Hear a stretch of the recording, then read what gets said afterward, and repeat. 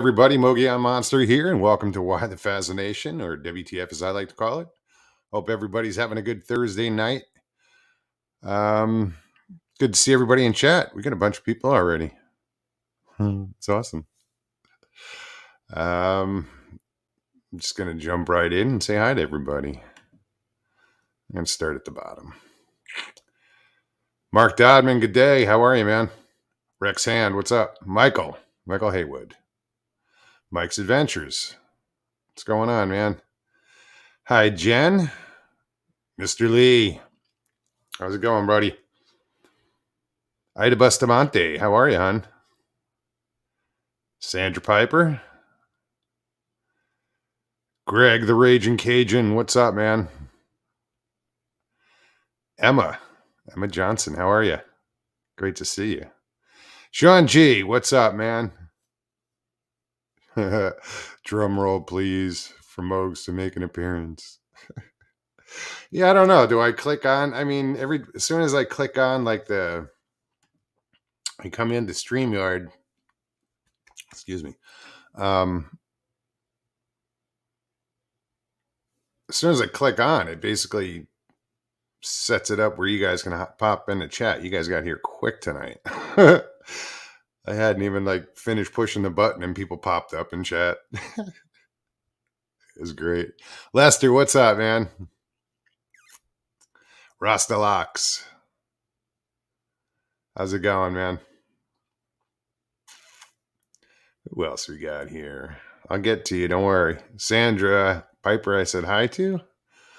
Flyby Stu, what's up? Texas Jack. I think I said hi to Lester. Jeff Harding, what's going on, man? Snapping one off. I'm not even going to put that up. That's funny, though. Oh, I know. I'm sure I'm missing somebody. I'm just scrolling up, guys. So what's up, guys? Hope everybody's good. Everything's pretty good today. I took mental health day today. I just kind of chilled out.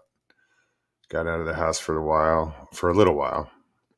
Hung out by the water, which to me that involves fishing. Caught a Spanish mackerel, good size Spanish mackerel, and then a bunch of spade fish, and they basically look like giant angelfish. Uncle Bones, what's up, brother? And thank you for your support, by the way. Pyromedic, what's happening? Yeah, it's funny. Pyromedic said a comment earlier about, for the new people. Yeah, we'll eventually talk about Bigfoot. It's not technically a Bigfoot channel, but I am fascinated with Bigfoot. My experiences are with the paranormal. So I feel if I believe in that, something you can't see, and why wouldn't I give flesh and blood a fair shake? Bobby Ounce, how are you? Good to see you. Who else? I think I said hi to Sharon. Scottish Wildman, how's it going, buddy? So yeah, guys, it's the normal show. I will be putting the link in chat. I'm not even going to dick around. And anybody wants to come on tonight and talk about whatever, feel free. Tom Paul, what's happening? Stevie B. What's going on, Stevie? Kelly, great to see you. Who did I just see? Joe Parker, what's up, buddy? Hey, Blue. Where there's one, you'll find the other. Who else?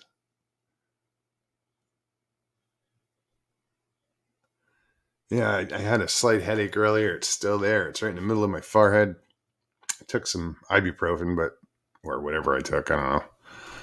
It's probably an NSAID or something. Hopefully that'll get rid of the headache. Murray, how are you, man? Good to see you.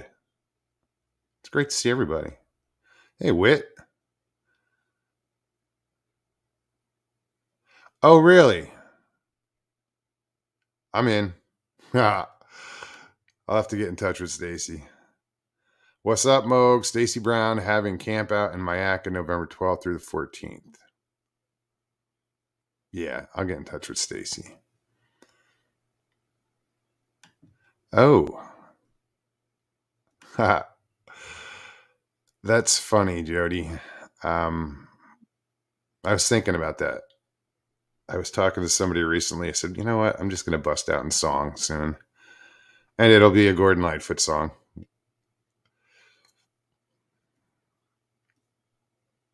Who else is here?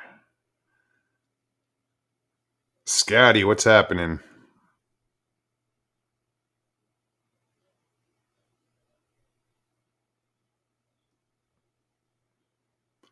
Okay, the camp out it's at the Crowley Museum, closed boardwalk where they're filming Finding Bigfoot years back. Super rad spot. Right on, man. I've driven by Mayaca 1,000. Well, I haven't been there that long, but every time I drive up north, I drive past the Mayaca park or whatever it's called. Reserve, preservation, Mayaca, swamp.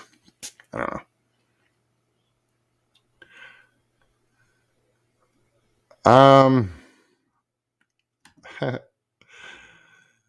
If you're saying, or probably singing, Gordon Lightfoot's It's Gotta Be Sundown.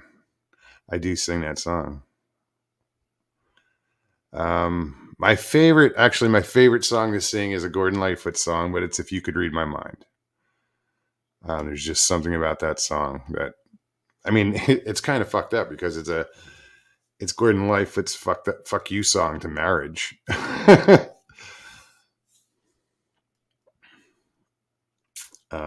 But it's just I don't know. There's just something about singing it that I'm more about the song than the meaning of the song. Miss T, how are you? Good to see you. Hey, Danny. You know what, dude? That's a long ass song, and I don't know the whole thing. Excuse me. I've never sung it. It's a great song. You know, it's tragic. But never sang it. Wow, freaking chat is flying, guys. Wow. Titan, what's happening, man? Welcome. Good to see you. Glad you're around.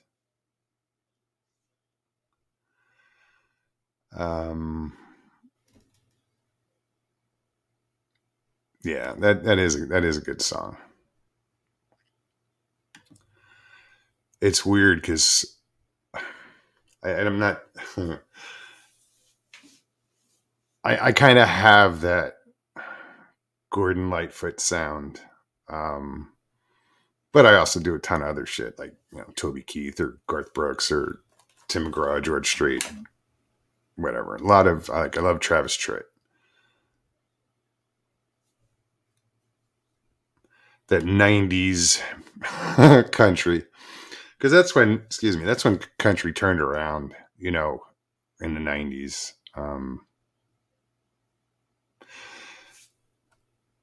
So yeah, Sean, you did have a great show last night. It's pretty interesting. Sean got a caller last night, and the gentleman had a story of where he claimed to kill a dogman. And Sean tried questioning him, but he wouldn't break. He didn't. It was seemed like a legit story. It sounded like a legit story. It was a well-told story. He knew the story, so. But yeah, Sean would ask the same questions 2 or 3 times. The guy would already have said it, and he'll ask again, just to see if he could catch him. But it was a good show last night, dude. Then One of Connor's friends, Bigfoot Anon, called in. What was his name? I forget. Some more good stories. Yeah, Sean, I'm digging that your channel's doing so well, man. You got a good thing going on.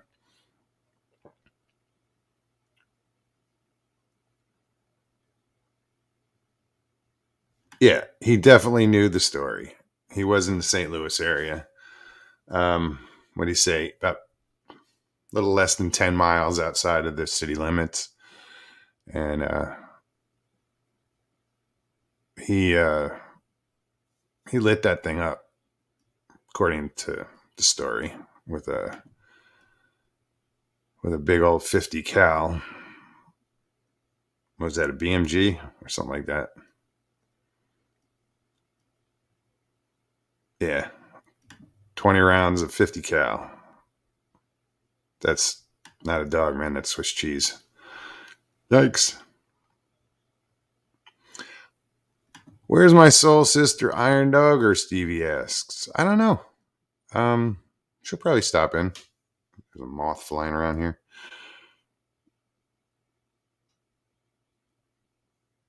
Oh, absolutely, brother. Thank you to Mogi on Monster. You and your YouTube family helped out with the channel. Well, you know what?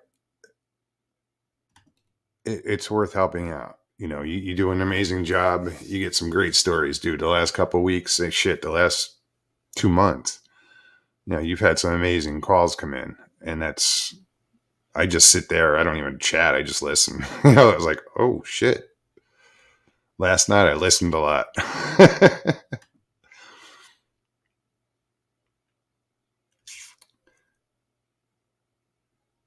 It was funny. Hopefully Leslie pops in. Cryptids Canada. She'll probably be here. But I was talking to her and she's all excited. She's like, I'm almost at 15,000 subscribers. I'm like, yay. I'm almost at 1,500. I'm like five subscribers away from 1,500. But again, it's quality, not quantity. And you guys know I earned every one of those subscribers. Even though we had a room raid one time. And geez, I ended up with like 200 subscribers. A lot of those went away. I'm going to kill that moth when I find it. Oh, Joe, what's up, man? Squatching Cowboy. Didn't say hi to you. I know you were there earlier, though.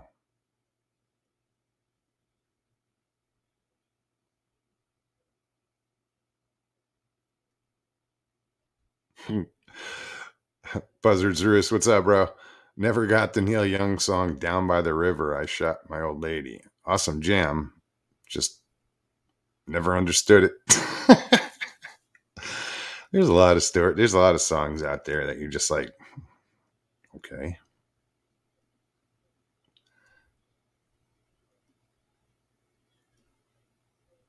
Like there's a Travis Tritt song I sing called Anymore.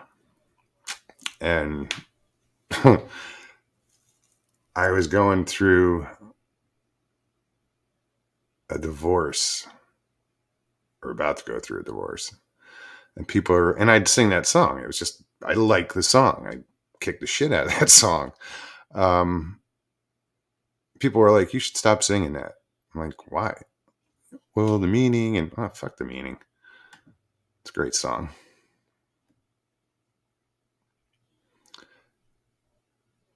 Who did I just see show up? What's up, Derek? How's it going, man?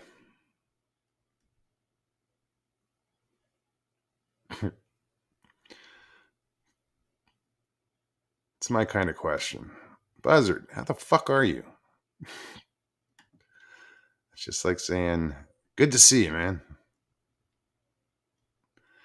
Is the Bat Mom here? Did I see that? I saw somebody mention her name. Yes.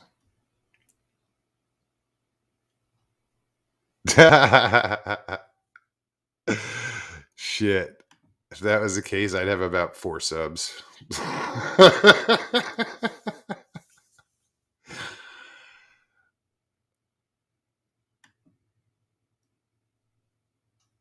Scotty got 2 subscribers. Right on. It's a creepy little emoji. Emoji? Why am I pronouncing it like that?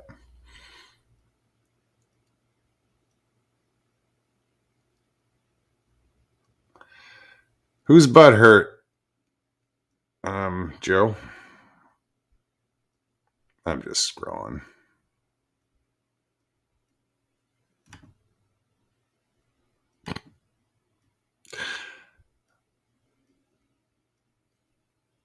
Yeah, if you guys haven't subscribed and you haven't checked out Cryptids Canada, please do. Leslie does an amazing job. If you guys like narrated stories, mostly Bigfoot, but you know, she does do some others, Dogman and stuff. Check it out. Cryptids Canada on YouTube. And you know, Sean, you should pop on tonight, dude. Let me repost that link. Facing the Truth with Sean G. He does a great show. And congrats on getting what was it? Syndicated? I think it was syndicated. Something like that.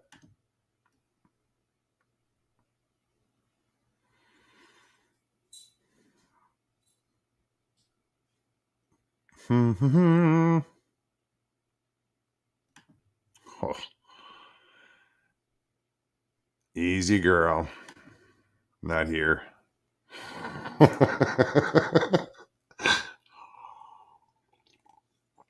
But I will address that soon. That I'm talking to the Bat Mom. Sorry, guys. Yeah, isn't she great? She just got invited to do a live with Cam Buckner over on Dixie Cryptid, so she's pretty stoked about that. What I want to do, and I've been talking about it, and I think I'm going to pull it out of my ass somehow, is I want to get Cam on, I want to get Leslie on, I want to get Lynn Smith and Nance Warren, maybe what the hell is it? Whitlock? Lincoln something. Another narrator I like. Lincoln Whitlock, something like that. Excuse me. I think that would be great to get everybody on one show, you know, and talk about how they got into narrating and, you know, why this genre. I mean, I do know like Leslie had an experience. She had a sighting. Cam hasn't. I don't know about Nance and shit. What was the other one? Yeah, I don't know everybody's stories, though, but I'd love to find out. Lockbeard, what's happening, dude? So, yeah, once again, let me post this. So, what else is going on out there?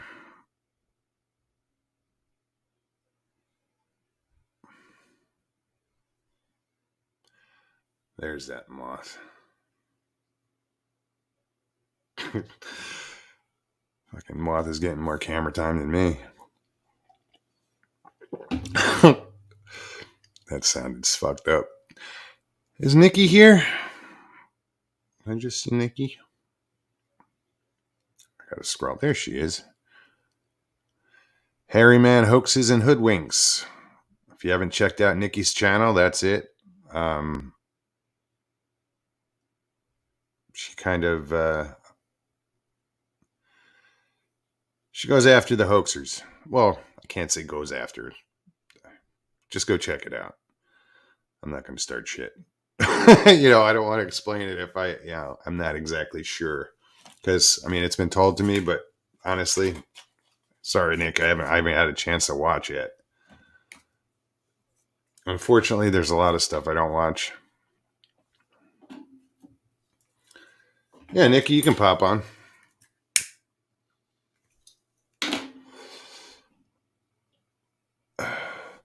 Papa Craig, what's happening?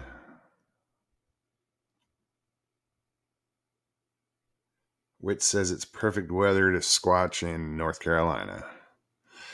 Yeah, I'm just waiting. It's still hot down here. It should be changing soon, from what I understand. I haven't been here for a winter yet.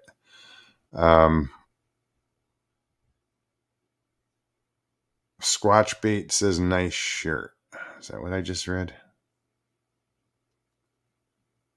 Huh. What's up, Pat? Yeah, it's still been hot down here, so hopefully soon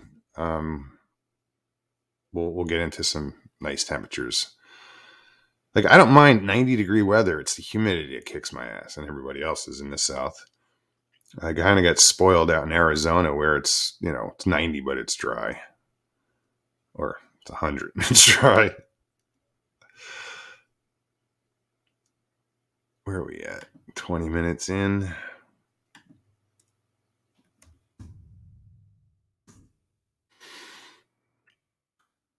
Yeah, Tom Paul, it is, man. Chad is cruising by. Wow, we have 76 watching. That's awesome. Thank you, guys. That's really awesome. So listen, the link is in chat. Click it on, or click on it. Dyslexic, sorry. If you want to pop on, we can talk about whatever. I know somebody said, we don't talk about Bigfoot, or sure we do. But Crow Creek, what's up, Tony? How are you, brother? Good to see you. MPW, what's happening?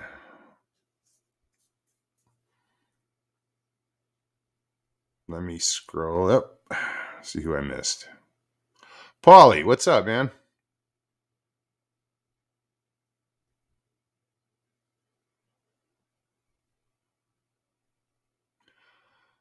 This is true. Who doesn't like Planting Page? There he is.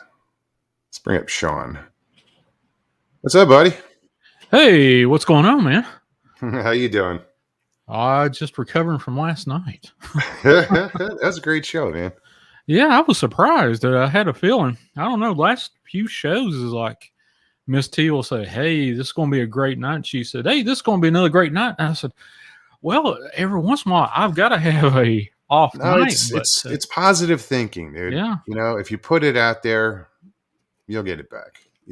And you're getting these amazing callers. It is the callers, not me. All I can say is I'm just operator. Dude. Yeah, I know that feeling. I'm just operator. That's it. Yeah. I finally got that one Yahoo that called in that first time. I missed that. You missed that? He started going, so crap flying around, and I put him made him sound like Mickey Mouse. Right. Last you changed his voice. Yeah. But I had Chase the trucker that calls in every once in a while. He said, "You should have put him on that Mickey Mouse voice thing a little bit earlier than that. That would have been hilarious." I was like, "Well, I'll try to remember that next time." Never really had the need to do it, but I've got it there if I need to. Pyromedic, I know, brother. I know, or it could be sister. I don't know. I don't know what Pyromedic is. Male or female? It's one of those androgynous names. Secret Squirrel. I like that cartoon. Right. All right. Oldie but goodie. So you went fishing today, huh? Yeah. I just went and killed some time. 6 hours. I put out like a little short today on my channel. Remember that? Yeah, I saw that. Well, I didn't watch it. I saw that you posted it. It was a short. How was it? About 22 seconds long, something like that. I took that picture that I captured from upstairs on my camera. The landing upstairs, yeah. And that was. I wasn't sure what to make of that, dude. Yeah, it's one of those pictures. Miss T wanted me to post it. Yeah, then it's weird though, because when you posted both pictures, like daytime and a night, behind the rocking chair, and there's a lamp, right? Yeah. You see the wall in the daytime picture, and it's got that funny shape. There's just a weird shape, but you also see it at night, and it's got that same shape, but it's on the outside of the banister. Like you can, something's in front of the banister, but it looks the same shape as what's behind the chair, like the wall. And I was looking at it, but I couldn't figure out why. Why is it in front of the banister? It was you know what I'm talking about? Yeah. Actually, I'm trying to look it up right now so I can show it to the guys here. I don't have any problem. Oh yeah, that was weird. That something is blocking the banister, but there's the bottom of whatever is blocking it is kind of on an angle. It's a pretty straight line. Mm-hmm. Yeah, I don't know. I've looked at it, and other people, including Miss T, has said there's more stuff there, but the stuff that's directly behind the banister is the one I keep seeing. But, well, whatever, something's in front of the banister, on the camera side, because you can't see it's like looking through it almost looks like you're looking through cotton or something where you can't see the banister clearly. All right, I'm gonna go ahead and share that picture. Yeah, man, and then we'll get that up there. Hopefully, did it pop up yet? Yeah, there you go. So the picture you're looking at, guys, the one that's at the top one is a daytime picture, and that's his upstairs. That's he's standing at the top of the stairs looking, and this is a security camera, correct? Yeah, that's a security camera. Okay. Right at the top of my stairs. And the reason I put it up there, one, I don't go up there but once every couple of months or something like that. Sure. And, this is an old house, and it springs leaks every once in a while. So I've got that security camera up there, but I actually did see a full body apparition exactly where that camera's at the top of the stairs. You took it from the bottom of the stairs, though, right? The picture that was where you saw the full body. You were at the bottom of the stairs, weren't you? Yeah, that's when I was in college. This is been 20, 25 years ago when I saw that one. But, so yeah, guys, you see the banister, it's clear, but then in the other picture, the bigger picture where the arrow is pointing, see how the spindles on the banister are blocked? What that's kind of weird. And there's nothing I couldn't tell you what it is other than Miss T. So actually there was an alert upstairs. I get alert fatigue, so I don't look at my cameras often, especially if it's around the house, maybe outside or something like that. But I just happened to look up there, and I said, "Hey," and she said, "Hey, share your screen. Let me see it." And then she said, "There's something there. There's something there." And I was like, "Well, okay." And then she pointed out and said, "Yeah, I can see that." Yeah. Yeah. But she says this is in Sean's house, by the way, guys. Oh yeah, this is right above me where I'm at now. So I've seen all kinds of crazy stuff in here, and my aunt, she was talking to me. My aunt and Miss T was on FaceTime, and we were talking, and Miss T just offhandedly mentioned something about the activity in this house, and for the last 2 times I've talked to her, she said, "What did she mean by that?" So she's one of those paranormal denier things, my aunt is. But yeah. Oh, really? A little too demonic. Well, I don't. Well, she has come to me and said I've seen shadows in the house that kind of walk past the doors and stuff like that, which I see. I'm gonna pull this down real quick. Sure. And I do have someone backstage. I don't know who this is. Hey there. Squatch Bait. I'm Pat's girl. Hey. Oh, Pat has a girl? Yeah, I know, right? He's lucky. He's about to leave for a minute too, so we can be unadulterated talk about him? comments. Yes. So what's your name? I'm Kim. Kim, right on. Yes. But my YouTube handle is Squatch Bait. I see that. Yeah. Right on. We have an idea to put me in the woods. As long as you're not like tied to a tree, that's fine. Yeah, right. Well, they do say that the blondes and redheads are attracting personalities or whatever to Squatches. Right. It's funny that you say that because you heard it on your channel, Sean. Yeah, I heard that too from who the hell told us that? Old Bear. Old Bear has done a Bigfoot. He mentioned that blondes and redheads get more attention in the woods. Well, I've also been told that they are attracted to a certain scent of a woman. Well, so am I, but I'm sure. I sent Pat across the street to the store to get me some more wine. So I was running low. So you just hijacked this channel? Yeah. He didn't think I would do it. I said, challenge accepted. Right on. I mean, Jump on. He's going to do something interesting for Nikki's Halloween show on the 23rd. Oh, right. Okay. So it involves costume and makeup and everything. Oh, right on. Yeah. I just hope he doesn't get too into it. We'll see what happens. I did. I made up my face last Halloween. Yeah. I always wanted to do a skull, like paint a skull on. So I did Right. that. It was pretty cool. I scared the shit out of some people. That's hilarious. Well, with his hair, I thought about doing like I could be a flapper girl, or like the old school cigarette cart girl. Okay. Yeah, that's what Pat said. That it's a unique cut. Yeah, it's easy. No, what it is I wore a hard hat for 6 months, and it broke my hair off. Oh wow! Yeah, 12 hours a day for 5 days in a row for like 6 months, and it just chopped all my hair off here. So it's growing that out. Sucks. Yeah. That's why I don't wear a hard hat. Well, I was a security guard. They say wearing a hat makes you go bald, is what they say. I don't know. Yeah. I wear a baseball cap a lot. Yeah, I am not a hat person at all. I'm not either. Like baseball caps, I can't wear. I just look stupid in them. But I'll do I can do a cowboy hat. Something with a wide brim I can do. I've been playing with wigs lately. It's fun. Yeah. I turn into a totally different person with a wig on. Most people do. Yeah. Get away with murder. Just, gets extra. And then you hide the wig.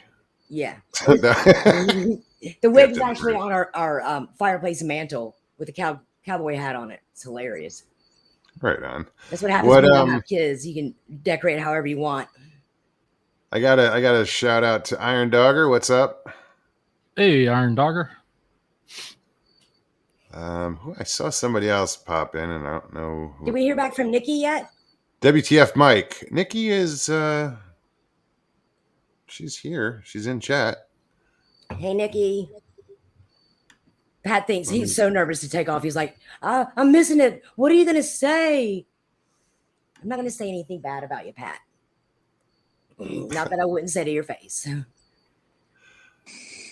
What's happening, Jeff?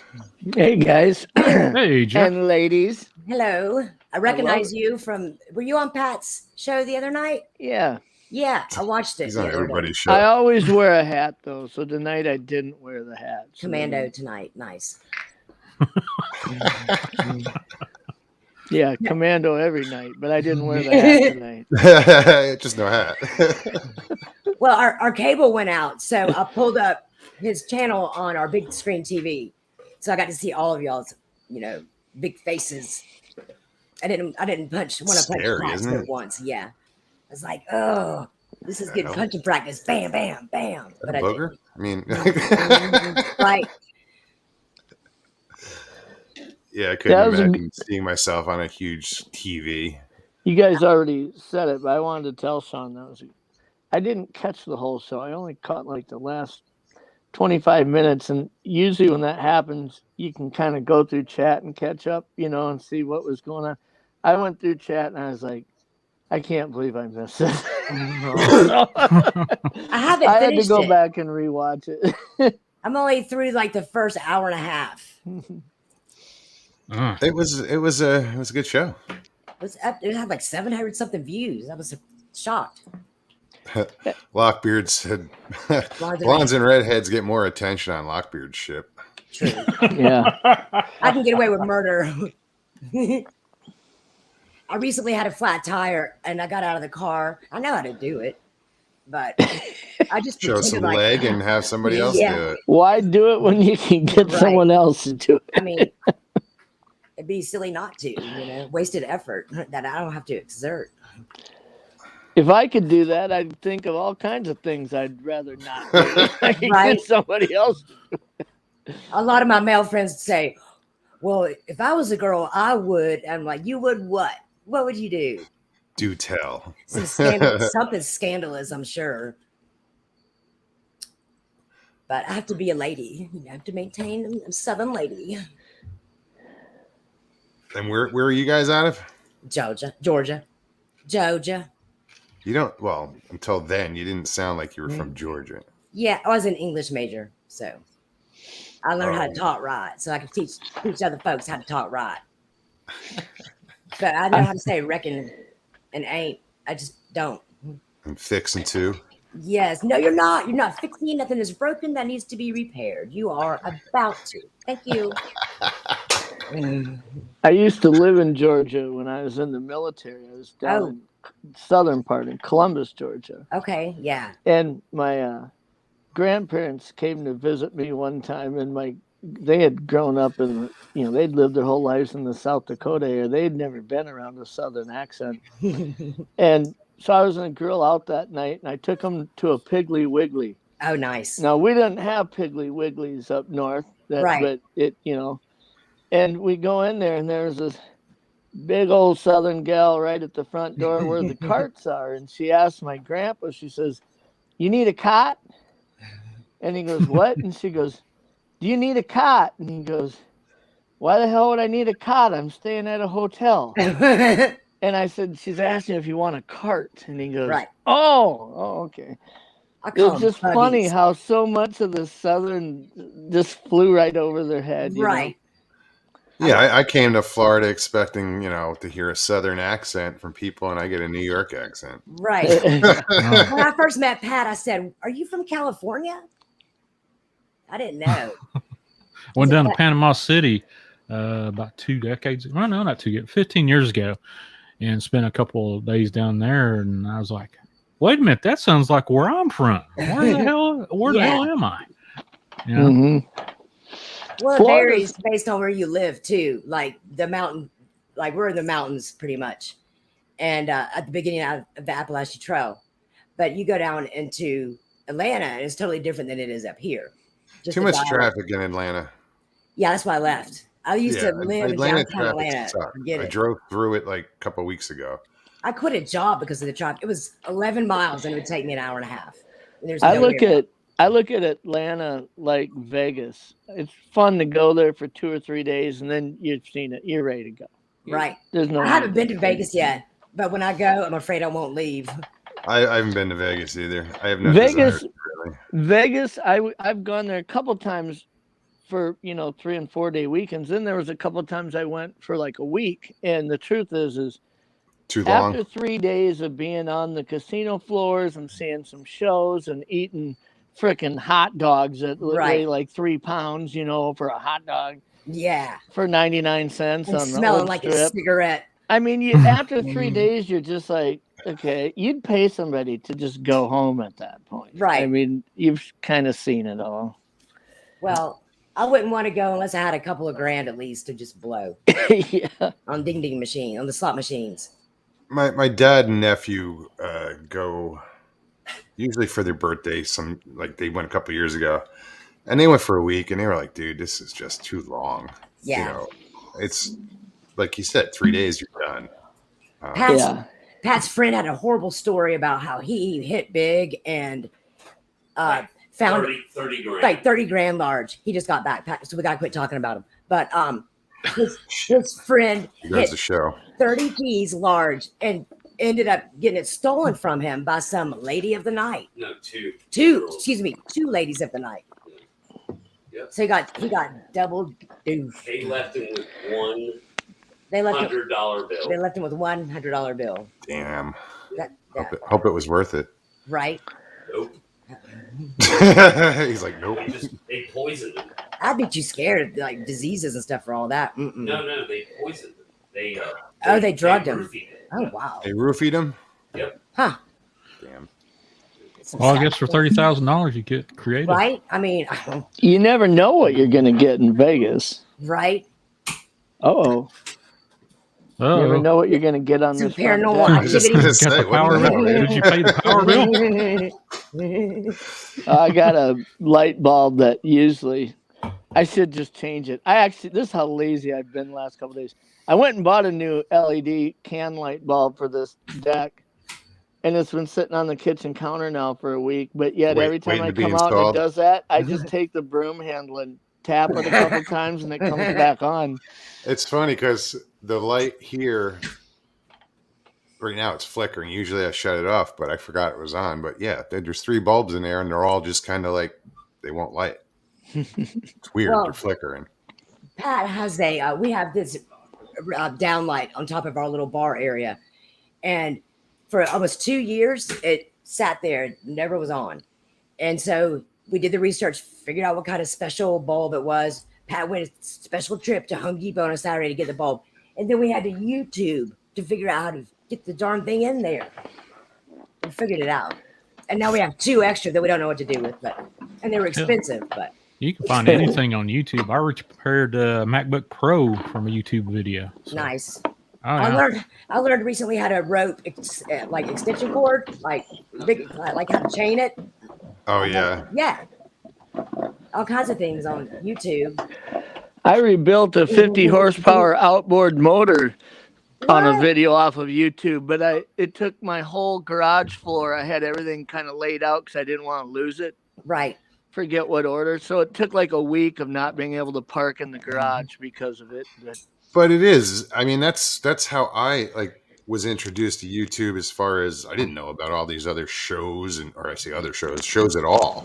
Right. You know, it was always like, oh, I got to fix something. Right. I would use YouTube to look up how to. Right.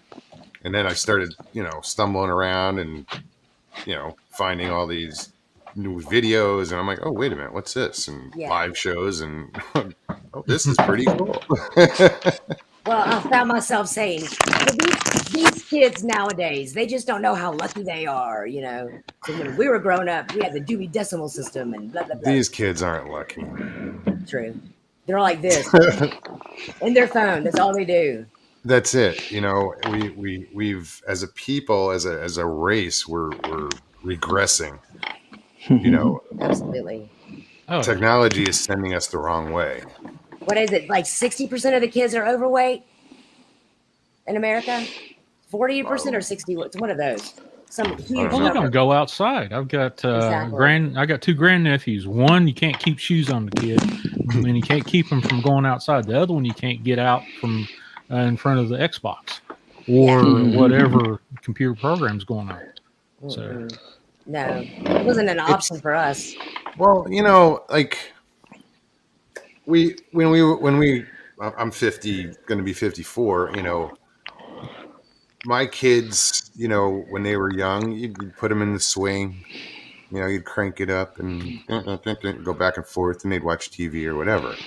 That was how you entertained them. When you're home and you're doing shit. And now it's like the kid comes out, he's born, and he's handed you smack him on the ass and you hand him a cell phone. Right. Yeah, it's true. I honestly don't like when my son's having an issue with homework. And he'll ask me, he'll say, I can't figure this out. I'm like, dude, there isn't one thing. If I was your age and you gave me homework and I knew how to use Google and YouTube, there's nothing a teacher could assign me that I couldn't come up with the answer to. I mean, I told him, I said, I bet if I bought you a new Xbox game, that in 5 minutes of Googling, you'd know all the cheat codes and everything else to get it figured out. But yet you're sitting here telling me you can't figure out how to work a physics problem when there's 800 YouTube videos on that exact formula on how to work that. I mean, I just don't buy that. Yeah. You think they're lazy then, maybe? Maybe it's just that these kids are getting lazy? Lazy, and they feel entitled. Oh, yeah, you're right.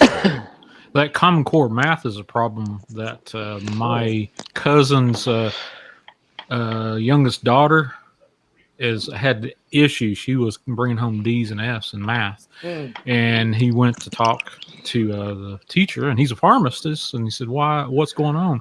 Well, she just can't get math. He said, "Why are you? What are you teaching? Common Core?" And he's like, "Okay." Well, he went back and taught her math like we grew up with, normal and math. now, normal math. Now she's pulling B's and C's. Oh, I'm sure. Oh yeah. If you only learn the Common Core formulas, the problem is even if you knew the answer to a problem, you can't work it backwards because it doesn't make sense to work it backwards. Whereas, even like in algebra, physics, any of that, if you knew the answer to a problem, you could work it backwards and teach yourself how you arrived at the answer. It's self-explanatory when you look at it from the other direction. Common Core math doesn't work that way. Honestly, I don't understand Common Core. I don't know anything about it. I literally have never learned anything about Common Core math. Well, don't try to either, because it just mess up your whole If world. it ain't broke, don't fix it. Right. True enough. No, you dumb down our children by that shit. Leave the alphabet and leave the numbers alone. I mean, numbers are exact. Leave it alone. Well, they'll add more letters to the alphabet soon because it's racist or something to have so many letters in there. Is the alphabet feminine now or is it masculine? I have no clue. I read a story today that they were canceling out Halloween because pumpkins were derogatory to something. I don't know. I was like, what? People? I don't know. No. It's not. I don't. It could be derogatory to anybody. Whatever. Yeah. Cancel culture don't, knows no limits when it looks for a reason. I'm offended if I don't offend you. Okay. That's No, I'm a sweetheart, but all this stuff's killing me. It gets on my nerves. It's like everybody's so sensitive. It's like, toughen up. Well, there are some, sensitive subjects out there. I mean, there are some things where, come on, kid, get over it, Right. But then there's still major issues out there that, Yes, if you're getting bullied, things like that, absolutely. Well, and everybody's dealing with different things. I mean, my son's been learning that in school, just kind of looking at, he felt like he was invisible when he was a freshman and even a sophomore. Now that he's a junior, he feels a little more recognized and his friends group is growing. But he's actually gone back now talked to the guidance counselor and said, hey, look, I want to find some of these freshmen that, are having a hard time kind of adapting into that high school atmosphere. Right. And they feel invisible and they don't really know what's going on, how to gain more friends, because they've just never really understood that you need to invest in people to build friendships, right? It just doesn't happen. Okay. Right. And so he started going up to kids that were quiet and just really weren't involved and said, hey, look, I want you to know that when I was a freshman too, I felt like that. And I hope I'm not overstepping something by telling you this, but I want you to know that you're an important part of this school and that I see you. That's awesome. And these kids were just kind of like blown away that, when you're a freshman, a junior or a senior telling you something like that. I mean, it's like, wow, I feel validated, just something so simple. Right. And then as he sees that kid in the hallway from that point on, he can say to him, hey, nice looking shirt or whatever. And that kid doesn't have to feel like this is fake. This guy really means that, Right. But I think and one of the things he said that he's realized is there's a reason why most kids are that way. I mean, you see a kid who's quiet and seems awkward and this and that, and then you learn that his parents for the last year have just been fighting every night, going through a divorce, and for that kid it feels like their world is coming to an end at that age. When there's reasons that people feel that way, and they don't wear that tattooed on their forehead. Of course. You never know what someone's going through. But well, we should probably talk about something about Bigfoot, I suppose. This is the Bigfoot hunter right here. Oh, yeah. What's its name? Sally. She's country, so she's Sally Mae. Sally Mae. Oh, Sally okay. Mae. I'm going to she turn just my has this seat look over. of put me down. No, she's good. See, I'm not even touching her. Oh, there she goes. Oh, Sally. Hey, she's a licker. She's a face licker. She'll stick her tongue up your nose like that. Oh, COVID test. And then she'll process it. oh Jesus. She gets it that far up there. I'm going to cook a late dinner and relinquish my seat to Pat. Thanks for What's for dinner? Parmesan crusted chicken. Late. Oh, nice. Yes. Oh, that sounds good. Yes. But we don't have to work tomorrow, either one of us, so we're staying up late because we're wild. There you go. There you Wild. Wow, child. And I've got a little beer and a little Oh, yeah. Fireball. yeah. That's what's up. Living Thumbs up. large. I remember one night Pat was Thanks for having cooking me. while he Thank you, was doing Scotch the Bait. show. He was cooking Pleasure. what?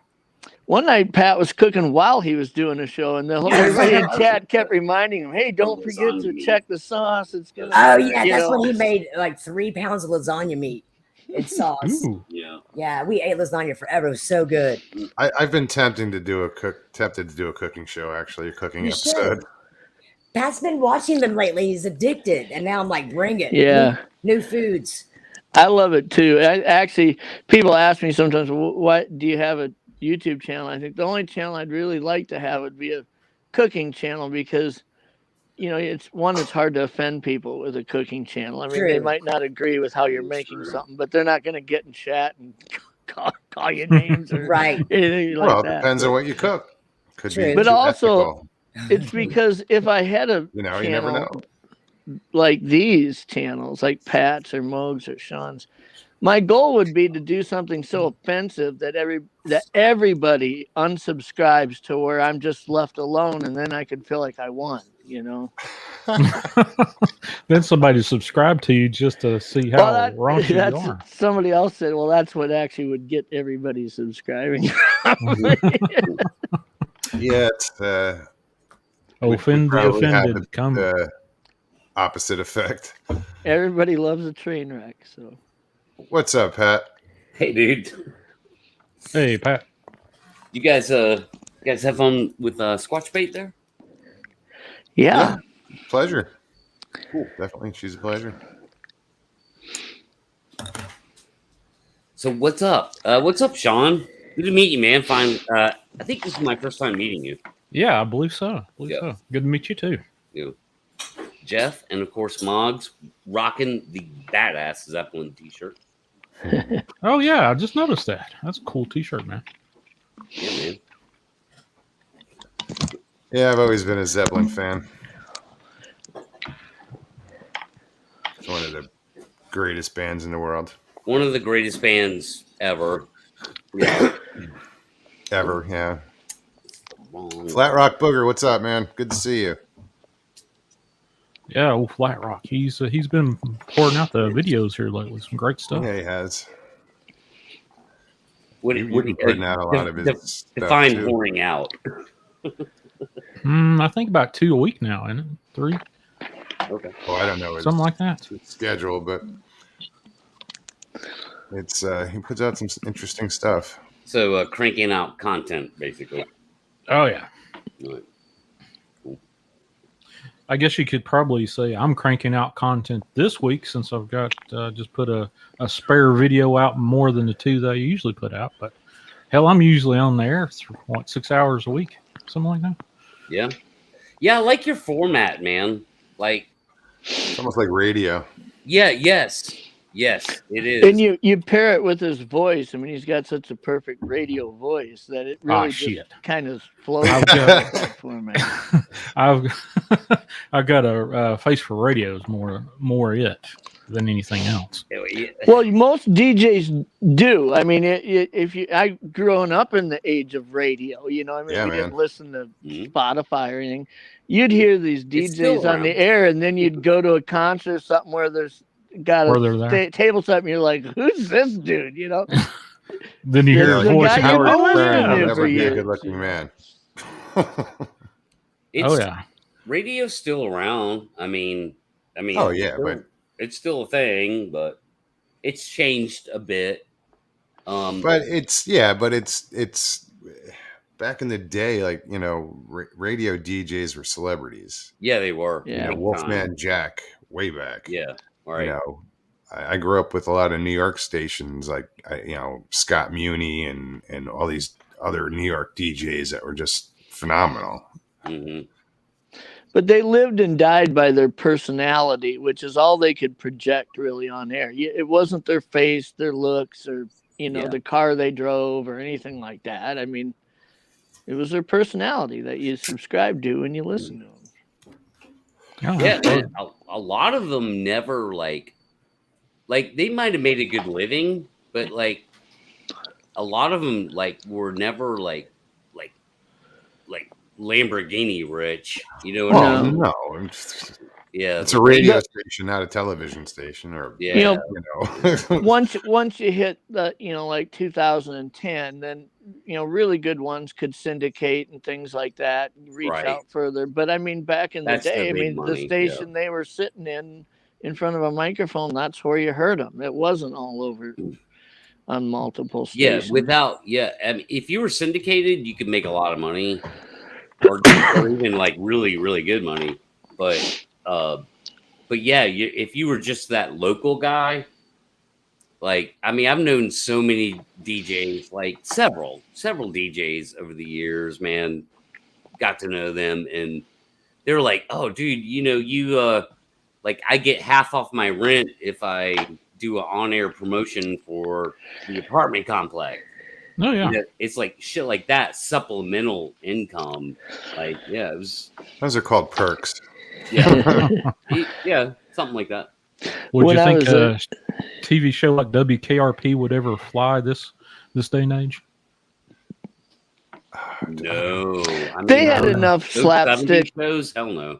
They had enough comedy involved in that, you know, you could have removed the radio format from that crew of actors, and I think you could have put them in any office and people would have watched it and laughed at it. But in college, I worked at our college radio station at the college I went to, and it was funny because, I mean, it's like that was prior to anybody being online for anything, and you know, shit, you'd be sitting there all alone in the dark studio, nobody's there because you're doing overnights, and you probably got 50 people listening to you, but you know, shit, every one of them would call in. I mean, eventually you got to know them all, and it was fun. I mean, you'd have to take a mad leak, so then you'd play like the 15-minute extended version of, you know, some song. Yeah, like Cashmere. You play Cashmere. I think my go-to was God, I'm trying to remember it. Do You Feel Like We Do by Peter Frampton. Yep. Peter Frampton. Yep. The 15-minute live version. Yep. I mean, you could go out, drive to Taco Bell, and come back. Yeah. Before the song. To one song. But it ain't. It's not like that anymore. I mean, I'm sure maybe it is in some very like coveted private stations, but. Jody says, managed a country radio station for a year. The business is just full of crooks and criminals. Okay. I don't listen to any of the new stuff that's out on any platform right now. Music-wise? Music-wise, I don't know. I'm always listening something from the 80s and 90s and 70s, and you know, the new stuff just, I don't know. There's a lot of good new stuff out there, man. I'll tell you, bro. Like, I mean, I'm a music guy. Like, there's some good stuff out there. Yeah. I am too. I like listening to a lot of different genres of music, but I mean, to me, the most interesting stuff, I mean, not only from a musical standpoint, but from like the lyric writing and the composition and things like that. The deeper you get off the trail, the cooler stuff you can find. I mean, like in indie folk and those kind of genres. I mean, you can hear that stuff on the radio, but you get to, you know, some of these, you find something on Spotify you like, and then you look at the suggested 5 or 6 artists, and you click on one of them, and then you look at those artists under those, and pretty soon you're listening to people that I mean, I don't know if they've sold 10,000 downloads of a song, you know, and yet you're like, God, this is really good, you know. Yeah, the gatekeepers are gone. They're gone. Mm-hmm. The internet is evolved. It finally evolved to a point where I mean, it's killed the gatekeepers, man. The gatekeepers used to decide who gets heard and who doesn't, and that's not a thing anymore. Obviously, dude, you could put something, dude. People put stuff out and go viral on the internet, right? So. And then that can translate into, if you have your stuff on iTunes or whatever, right? That can translate into your own success, and you get to keep all of that. You know, you don't have to. There's no distribution rights or anything. All that BS, dude. Well, in corporate radio these days, corporate radio is so transcripted that, you know, you've got an A rotation of 12 songs and a B rotation of 12 songs, and every 3 hours, all 24 of them songs need to be played. And then here's the 5 song slots that you're allowed as a DJ to fill in.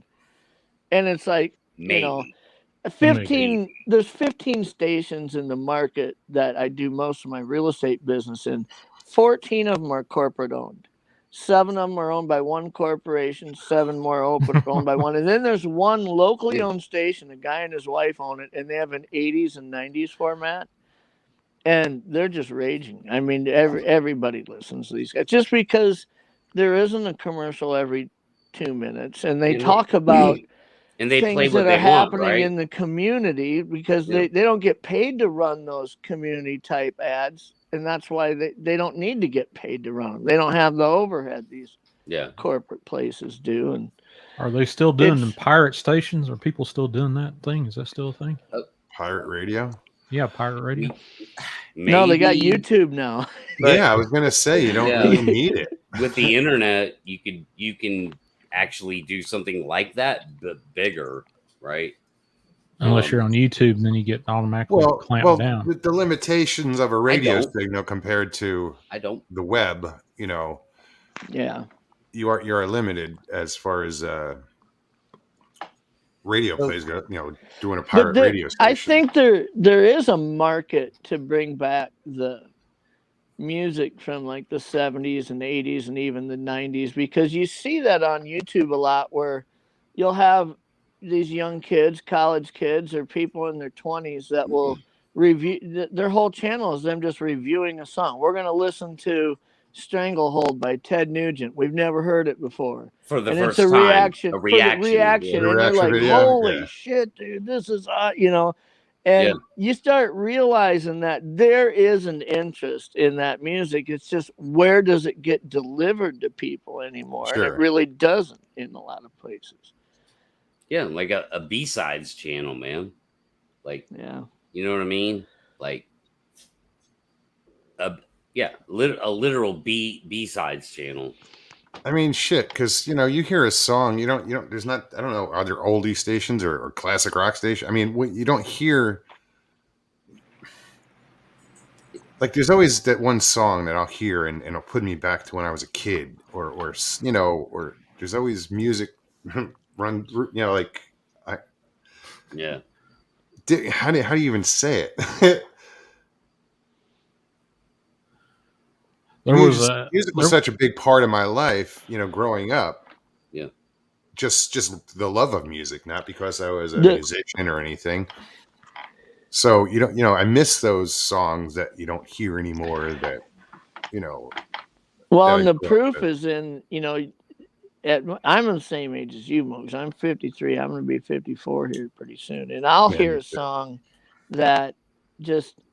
It's not just I haven't heard it in a while. Hearing it takes me to a specific place. I mean, it's like, oh, I remember when I was at a party and this song was playing, and that, you know, I mean, it's just crazy how music can really transport your, you know, your mental.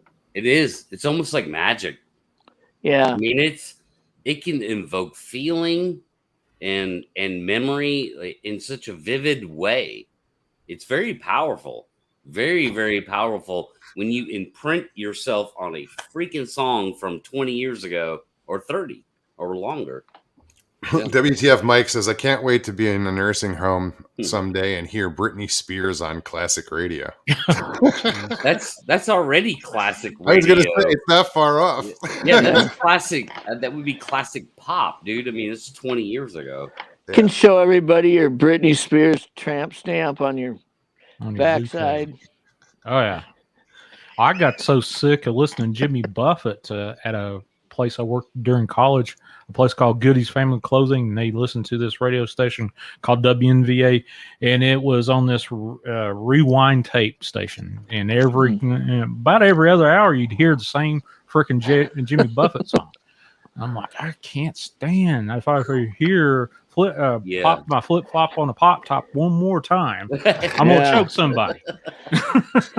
But even in high school, no way. Yeah. Even in high school and college, I got into the 80s metal. Then there was classic rock, but then some of the new wave stuff. The Cure, and I'll hear a song like "Melt with You" by Modern English. I'll hear that song and it's like, holy shit, dude! I feel like I'm standing on the gym floor in junior high at a dance. I mean, it's like or watching crazy. some 80s movie that it was in with Molly Ringwald or something.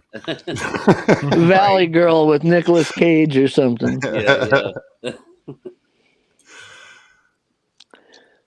Yeah.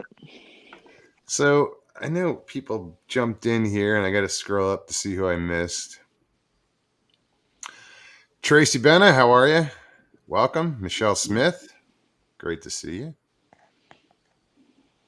Who else? Strangeland said, I sang jingles, did some TV and radio music, enjoyed it. Too old now. Sasquatch and other creatures, etc. have my attention. I hear that Sasquatch likes the older rock stuff and country music. I heard he's not a Zeppelin fan. Or they. But they. Yeah. That was probably just one on a bad day. They like Skinner. Is that the singular they or the mini they? That'd be funny, man. Sitting in the woods and Freebird or Sweet Home Alabama comes on and one starts whistling it. Well, you hear the guitar, it just starts. Then you hear something in the woods go, turn it up. Right. You play a song and it's like one knock for yes, two for no, and just keep going through this. You like this song one? list till they're like, hell yeah. Change the station. Harold Denton, what's happening? Hold on, wait a minute.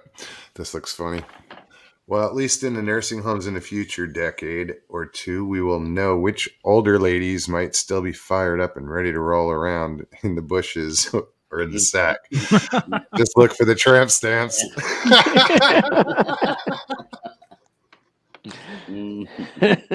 I remember a department head meeting. I had a breakfast meeting at a local restaurant, and this poor lady that she passed away shortly after I had this meeting with her, and she was appalled by all of her nurses that had the tramp stamp, and she just went on and on. I was like, well, you need to be a little quieter. We're in a public place talking about these tramp stamps. And she just went off on them. I'm like, okay. She's like, I can't stand seeing the nurses with tramp stamps every time they go bend over to pick up a bedpan or whatever. I was like, okay. you need to realize how much you depend on that person at that point in your life to where, she's got pierced nipples too. And if she doesn't give you your medicine in the next 20 minutes, you're going to croak. So do you want to keep bussing on her or do you want to let her do her job? Oh, she was one of those old school nurses. I knew a bunch of old school nurses. One that was about 5 foot tall, and she had a mouth like a sailor, and you wouldn't want to meet her in a dark alley because, she told me some stories where she would take an IV pole and jack somebody upside the head just because they said something wrong to her and, or threatened her. Damn. It was just, holy cow. She was fantastic. nurses as a group, and I'm sure once you get enough people in chat here, there's probably a couple nurses in the chat that my sister's a nurse. And, you know, after being in the military and stuff, I mean, me and my friends, when we tell jokes and stuff, I mean, you got to be careful who's around. They can get pretty crude, I suppose. But one time after my sister was done working, I met her and a couple of the nurses she worked with, and we were having a beer, and those three started telling jokes, and I didn't even know how to respond to it. I mean, I was like, you know, do you hear these at work? You know, where do you come up with this shit? But oh man, night shift on the hospital is the most promiscuous environment that's coming and going. You always hear somebody hooking up in a dark closet somewhere, or in a abandoned lab that's locked down during the night. You know, you always caught some. I actually caught a pulmonologist coming out of a lab in respiratory one night, and there was a nurse coming out tucking her shirt underneath her scrub pants. I was like, wondering. He kind of looked at me. I was like, well, it's 2 a.m. You know where your wife is? Oh. Yeah, there's crazy stuff on night shift. I've seen so many things on night shift it would it still curls my toes that I've seen. I've seen so much paranormal crap on night shift. I was friends with a lot of nurses when I was younger because I worked in a hospital. My first job was in a hospital. And yeah, there's some crazy women out there. Oh yeah. I think in a hospital setting for paranormal stuff, I would think that you'd see a lot. Or I mean, if you were there long enough, you'd see a lot. No, yeah, I've seen doctors that would accuse me of turning TVs on. Like I think I've told this on your channel actually. I was just had started doing got out of respiratory therapy and started running the sleep lab.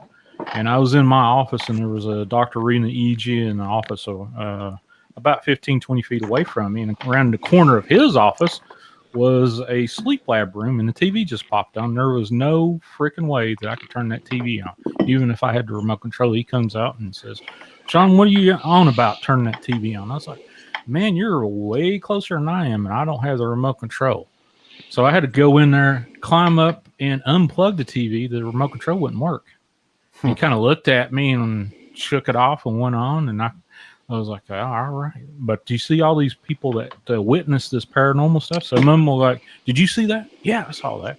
This guy just went, no, that doesn't vibe well with my view of the world, and goes like a water off a duck's back. Huh. Oh, yeah. And then you have these people come in and they see things while they're dying, start talking to people that they, long past. I've seen so many people. I've had the I guess it's a blessing of seeing them pass, even though, it was the last moments of their life, and it's a sad moment, but it's actually one of those things that, I know that they're going on a better life, but they're looking and happy and talking, and you're like, where's this person that you're talking to? A room full of people, and there's only two people, me and the person's about ready to die. And they're happy and waving and all kinds of stuff and talking about good old times. You're like, well, there's got to be something that is past this point of our life once we take our last breath. And it's ridiculous to me, even, now. It's absolutely unconscionable to think that people think there's no God, there's nothing after life, after we close our eyes again, or for the last time. So it just bugs me. Like, wow, you've so closed off that you can't think past. Once my heartbeat stops, that's it. So you just close your eyes, and it's darkness from this point forever. Well, they're in for a surprise. Oh, yeah. I've had so many discussions with this show with people saying, I don't believe you had a near-death experience, Sean. Well, I said, well, once this is all said and done, and we both, said our last goodbyes, if there's nothing after this, I think we won't say anything to each other. But if I'm right, we'll compare notes and see who was right and who was wrong. So even when you're not dealing, I mean, in a hospital setting, when you're not dealing with, let's say, somebody who's passing away, but like I remember when my dad had a stroke, and he was in a coma for like 5 days, and they had to put a stent, in his head and things like that. And oh yeah, when he finally came back through, I find it just fascinating how somebody who's been in that situation, their first memory, they can't get recent memory back. They have long-term memory comes back first. Like when my dad woke up that first day, he didn't know who me or my sister was. mm-hmm. And he looked at me and said, Dallas, he says, the Studebaker's parked in the parking lot. Pull around to the front door. We're getting the hell out of here. Well, Dallas was his high school best friend, and he had a 53 Studebaker in high school. I mean, he thought that's where he was at. He didn't recognize my mom. Then the next day, he recognizes my mom, and he's talking about when he was in the Navy flying helicopters, when he met her, and all this conversation about that. And then the next day, he sees me and Shelly, and he's talking to us, and my sister's like, do you remember who I am? And he says, I can't believe how big you got. He's like, yesterday you were like 3 years old. It's, to me, that's fascinating how somebody's mind can operate like that. And eventually, after about a week, he was normal. He could remember everything. But how you can come out of a coma and only be limited to what memory you can access, and then that grows as you come further out of it, is just crazy. Well, I guess it's a form of amnesia. It is, but I mean, it's not accompanied by your speech pattern is inhibited, and each day your speech gets better, or your vision is bad, and each day that gets. It's like you're fully functional physically, but your cognitive ability starts at such a recessed point and inches forward. But yet everything else, your motor skills and everything, are normal immediately. I mean, well, the that's brain what is I such think is really weird. The brain is such a robust organ in our bodies. It's always constantly trying to reconstruct. It wants to heal itself. So maybe something was going on. You said your dad was in a coma and they had to put a stent in his head. So there might have been a part of his brain that had a little bit of oxygen deprivation, and it took 2 or 3 days for that to be reoxygenated and healed to get those recesses of his mind back to order again. Yeah. It's crazy how the mind works. It's amazing.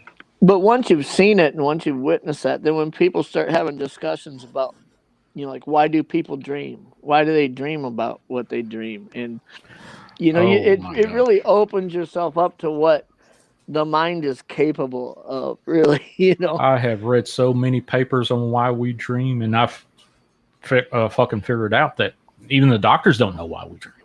That's why they like to talk about or do doctoral theses on, because they can bullshit their way through a doctoral thesis by just saying, hey, this is why we dream. And then, peg out a reason. And 50 pages later, they got their doctoral thesis panned out. And that's there's no structural or a threshold of accountability or truth to compare it to. Correct. I mean, it could be true. It could be fake, but no, they can't prove it. You can't prove it. So you write about whatever you want, and I have to accept it. All right. And that's an easy topic. That's why you can find so many doctoral theses on near death. You can find a lot on dreaming. It's amazing, but they don't know. I've read a couple that was compelling. That will, from a psyche point of view, they think that we dream to, work over problems that we foresee, in our cognitive in our daily lives, that we, work over a problem in our head, and we dream about, hey, I've got to fix this problem.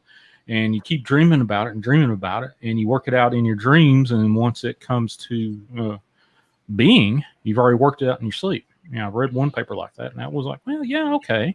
And then I look and see, well, okay, why does all these people have these precognitive abilities in their dreams and foresee things from the future? And it comes true. And that's one of the reasons I started sleep medicine and down the road to sleep medicine. It's just like, why are these people having these prophetic dreams, or contacting people on the other side and being able to tell about people that they've never met, but they dreamed about them? I think the predictive thing it's got to fall into the category of statistical probability, right? I mean, there has to be that factor, I think. For what? For premonitions? Yeah. So you dream that, whatever, you go to the grocery store and something weird happens at the grocery store, and then it does. I mean, does that fall into the statistical probability of the 6 billion people on the planet who are dreaming every night, Or even one person who has a dream every night for 40 years, and all of a sudden, one time that happens. It's like... Well, for instance, like Tracy Benna in chat.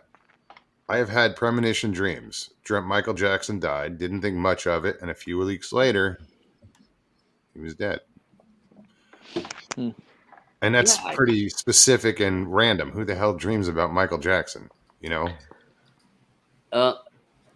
Again, the statistical probability, like, of how many people are on the planet, I don't know. I'm just pointing out that could be a factor. Well, no, yeah, it's a possibility. I had mentioned on your show, I guess it was probably a month or so ago, Joe, where I had, where I had like a cousin that lived in England, and I had gotten in a bad car accident in Georgia, and like 2 a.m, me and her were close growing up. 2 a.m, she had called her mom and said, "I think something just happened to Jeff." And her mom called my mom. It's like 3 a.m. by that point. And my mom started trying to call the base I was stationed at. And about a half an hour later, the Red Cross called her and said, "Your son's been in a bad accident." And I was like, dude, that kind of freaks me out when you look at that connection. Like, she's in England. She just had this premonition. And I guess I get the statistical thing. I mean, if you've got an active imagination, eventually you're going to connect to something real by chance. But I don't know. I think there's probably obviously you and your cousin were on the same wavelength. Yeah, I think there's a bigger spiritual connection or some type of a connection that you can establish with somebody. And absolutely. Maybe it's not even somebody close to you, because I had also shared with you how there was a girl that I was in real estate in the town that I'm in, and we were kind of friends to where we'd talk like maybe every few weeks. And she had 2 kids. She was single. She was really just a great person. She had a lot of friends, a lot of girls who were realtors around. We're all in this friends group. She was very active in it. She was always upbeat. And one night I had a dream where, I think I told you about how she pulled up on a pontoon and her face was painted like David Bowie and something weird. And I'd gotten on this pontoon and rode around with her. And I said, at the end, she pulls back up to my dock and I said, "You want to come up and hang out by the fire and stuff?" She says, "I got to go." And I got a call the next day that night she had committed suicide. Oh, and wow. I've never had a dream about this person before. I mean, I wasn't that kind of close to her, but maybe it's just that I had that kind of connection with her, It's just really odd how I look at that and say there is no statistical explanation to something like that. Like, why would that happen? I've never dreamt about this person before. But and just those things about I'd like to, but I gotta go. And I'm like, I don't know where you'd have to go to. What are you talking about? So, I think what's crazy is if you started, kind of surveying everybody in chat, almost everybody has had an experience like that, where they've had a premonition that's comparable to, like, man, I remember when this happened. Almost everybody has a story of how something like that's happened to them before. Or said, "Hey, I had a feeling that you're going to do whatever." Yeah, of course. Now, the weird thing is actually waking up in a dream and realizing you were in a dream. Has anybody done that? Yes. That is the strangest, weirdest feeling. I never done that until after my near-death experience and lost my left leg. And usually when I figure out, hey, I got two legs on me, then I'll go, wait, this is a dream. And then it gets funky after that. So I remember I've had that dreaming happen to one me time, probably hundreds of times. Like dreaming that you were in a dream. Is that the way Sean framed it? yeah, you wake up in a dream and realize that you're dreaming. You're inside this construct called a dream. Well, but it's not actually lucid. It's not Yes. lucid dreaming, is it? When you realize that you're in a dream. Sort of, kind of. I guess, it yeah. gets strange after that. You're usually like you're a party to everything that's going on, and you take place, and then all of a sudden you realize, wait a minute, I'm actually dreaming. This isn't something that's normal. I can instead of turning left or right or reacting to whatever's in front of me, I can go off and do whatever. Yeah, I've had that happen to me many times, and it does come in. It's not in a deep. For me, it's not. I'm not in a deep REM sleep. I'm sort of in between, like hitting the snooze button kind of situation. I can start manipulating things quite a bit. Yep. I had a discussion with one of the physicians that read sleep studies one time, and we were talking about dreams. And he said the best dreams he's ever had was the ones that he remembers dreaming about flying. And I said, yeah, I remember I've had some flying dreams. He said, were you elated or depressed or anything like that? I said, actually, I felt pretty good after having a flying dream. He said, me too. I said, I've never had a flying dream where I woke up and was agitated in the least. I was actually elated a little bit, and I was like, "Yeah." So every once in a while, if the subject matter comes up, I'll ask, "Hey, have you ever had a flying dream? Well, how'd you feel after you woke up?" I would imagine a basic explanation is that you're doing something that you're in real life you're constricted to not be able to do. So having that freedom just comes with such a liberating type feel, Could I be. suppose. It doesn't change my mood in the morning. I'm still like, it doesn't matter what dream I have, my mood is the same. I'm fucking pissed. Pissed that it's time to get up already? Yeah. Yeah. But Does anybody ever wake up with a song in their head? Because it happens to me all Yes. the time. Yeah. Yep. I was going to tell you this, Pat. It happens to me all too often, Moggs. Like it's torture almost. No, Your time, intro song now, Pat, literally takes me 24 hours to get out of my head. What? Strange Animal? Yeah. Yeah. Well, I don't know what it is about that song. I woke up this morning. I was still hearing it. And I was like, God, I mean, when you first hear it, you're like, oh, this is such a cool song. And then after like 2 hours, you're like, oh, please get out of my head, man. It's an earworm. It really is, dude. I don't care what anybody says about that song. Love it or hate it, it's an earworm. If I can find it, I'll post it. But this is another earworm. Oh, like the I love you, you love me. We're one big happy family. Well, I used to call it last song syndrome because I didn't think it was certain songs. I thought it was certain people that experienced that. Like last song syndrome, I'll drive to work and hear 3-4 different songs, get out of the car, and all day long that last one's stuck there until I hear another one. And then that will erase that one. It's like a syndrome where the last song you heard just sticks with you for hours. Yeah, but as soon as you see ooh a chugga, you know what song it is, and that song pops in your head. Yeah.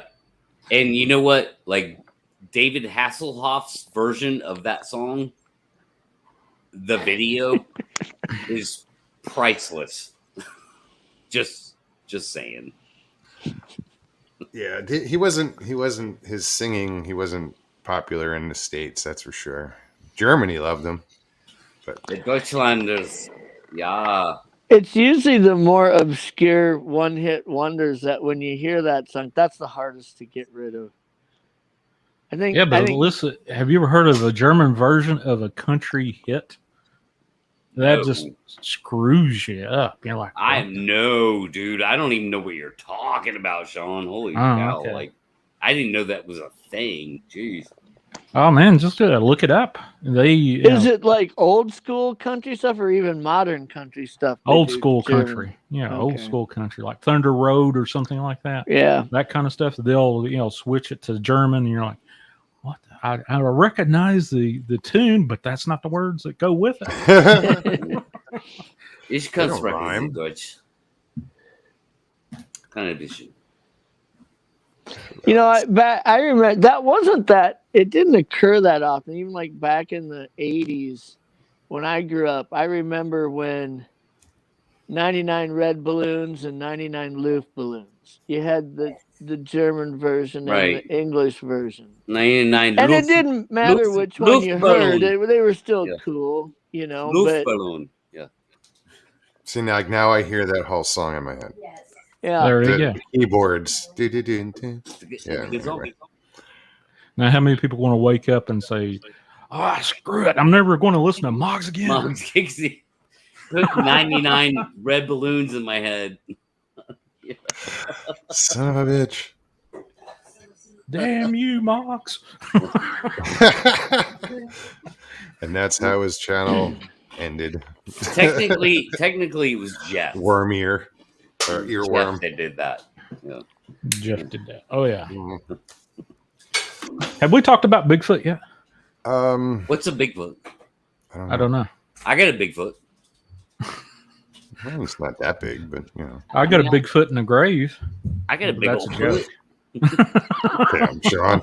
Damn. Yeah, I got one foot in the grave. It's getting really cold here in the overnights. And this morning, when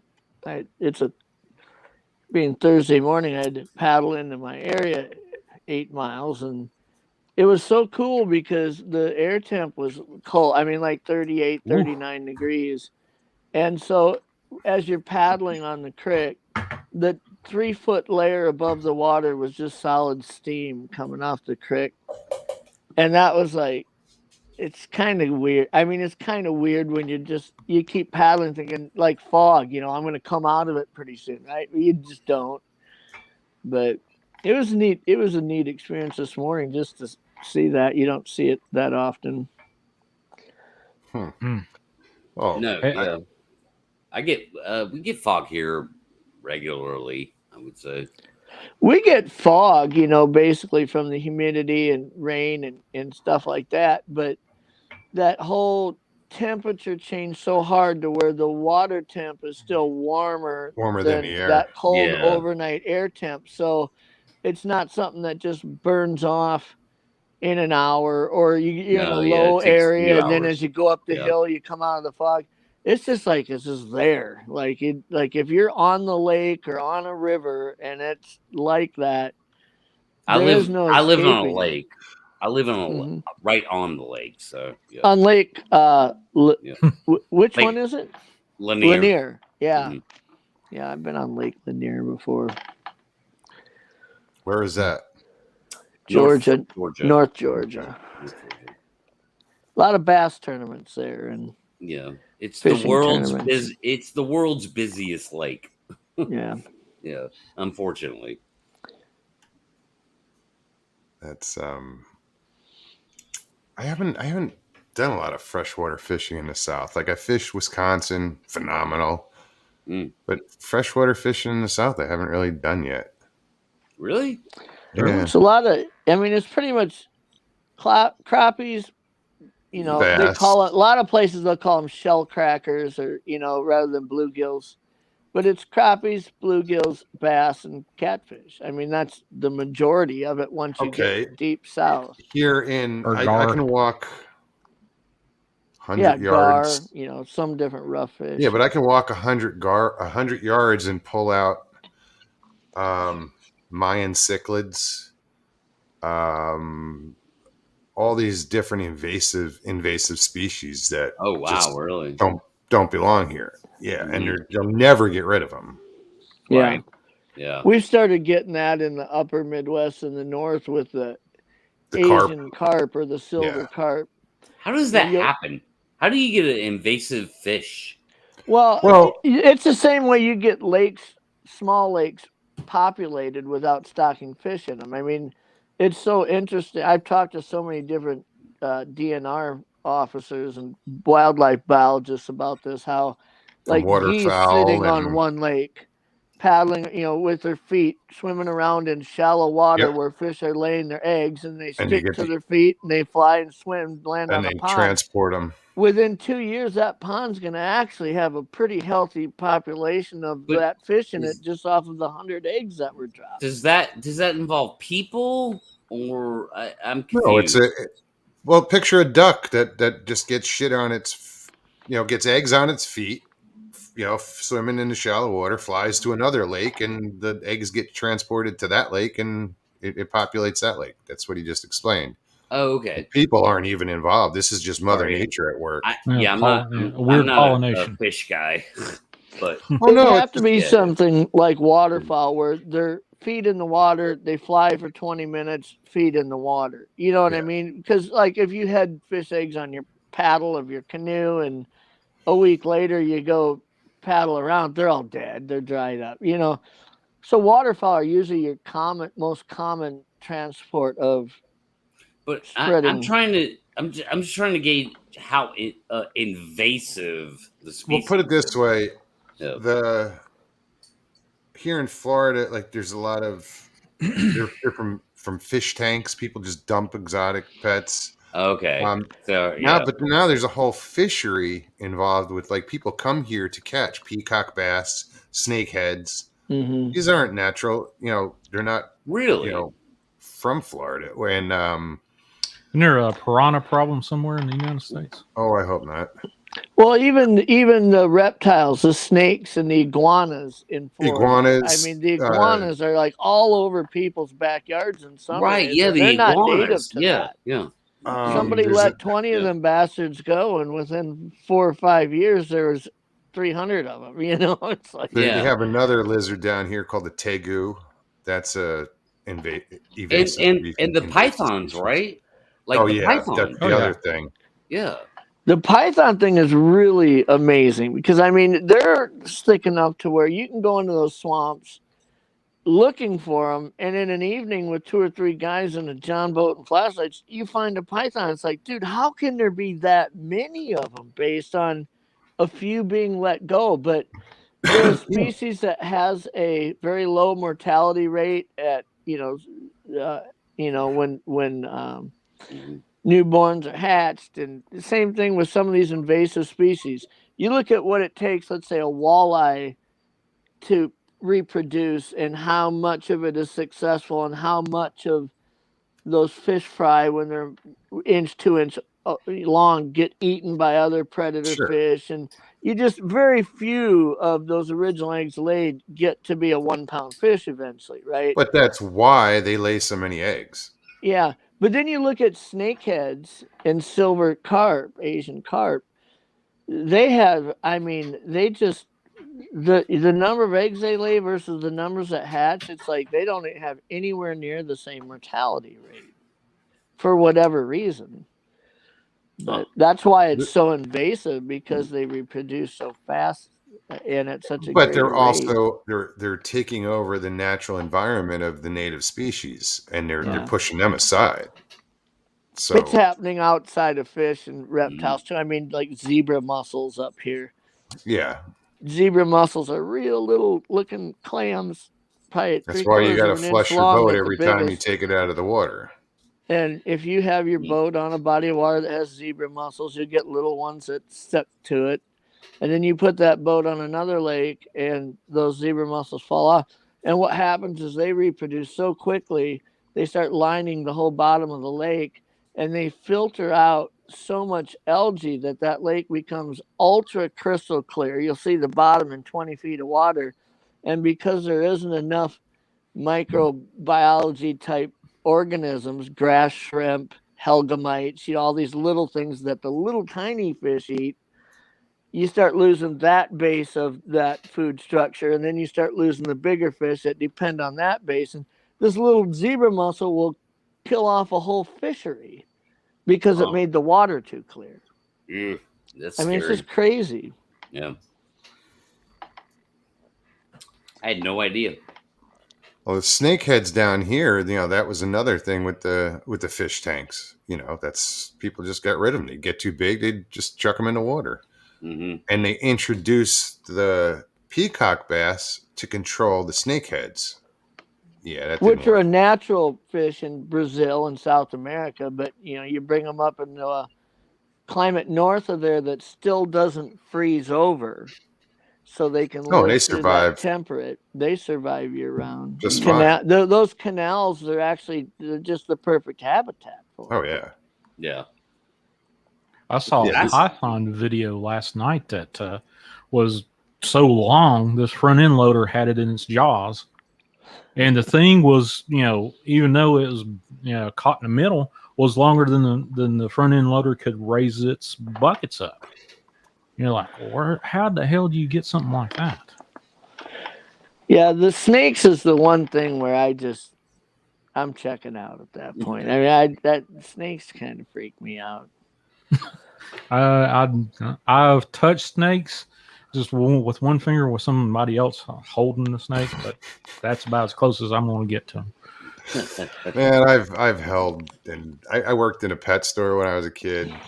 So I've dealt with Nile monitors, and I've had boa constrictor. I had a ball python.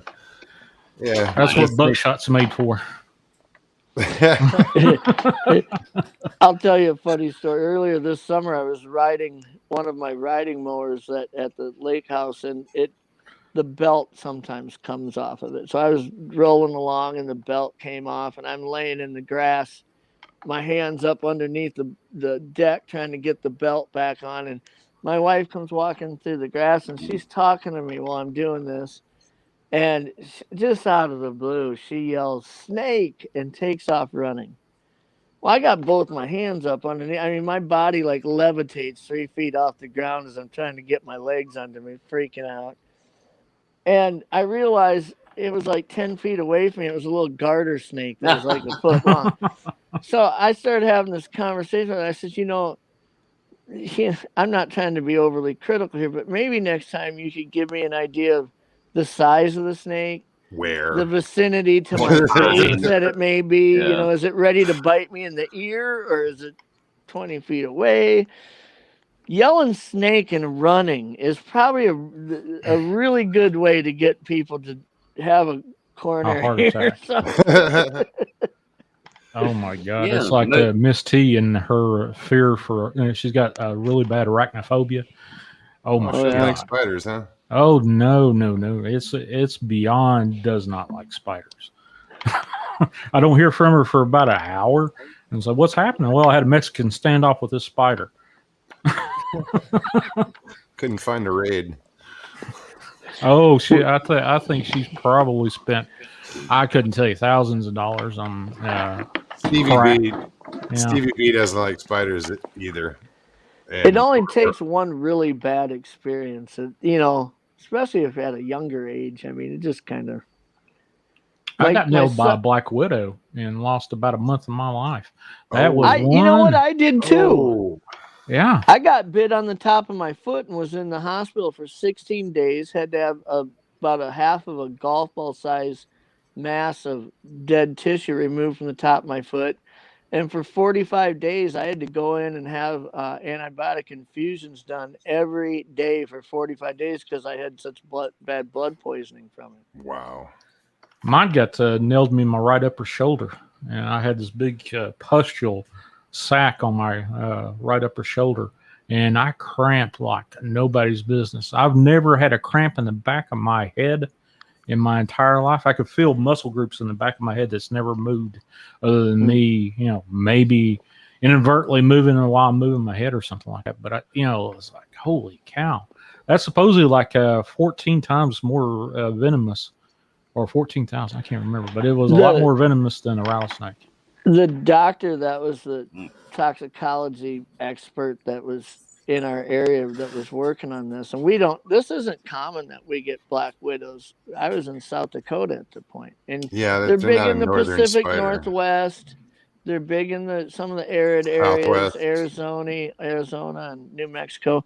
But what's happened here, the reason why I knew I was bit by a black widow is I had a spot show up on the top of my foot, and 2 days later, I was sitting on our couch watching this. I mean, it hurt, and I didn't go to the doctor right away because I just thought maybe I had a sliver and a little infection. Put some Neosporin on it, and the next is like 2 days later. I looked at the arm of the couch, and there was a spider about almost bigger than a quarter that clearly had a red hourglass on its back, and I killed it. Put it on a paper plate and got online and started looking at all these different, trying to identify exactly, you hear black widow, but I've heard other spiders having markings on them. And I identified that it was a Western black widow. The doctor who did the surgery on my foot said that the first thing he asked me, have you been to Costco or Sam's Club lately? Because they import them. Oh, yeah. I said 2 days before this happened, I was at Costco. He said, did you buy any fruit like grapes or stuff? Because you'll get them in a cardboard box with the rest of your stuff you buy, and you bring it home, and there'll be a spider in that grape. Those grapes were in a warehouse in New Mexico 2 days before you bought them, And it's just crazy with the way food and things are transported these days that something like that could get in an area where it doesn't belong, Wow. And the fact that the doctor knows that. He'd seen it more. Yeah. He'd seen it a couple times where somebody had experienced that. What? Wow. That's amazing. Worst spider bite I've ever seen was a brown recluse. A lady come in and Yeah. she had this. It was bigger than a softball size of necrotic tissue on her upper thigh.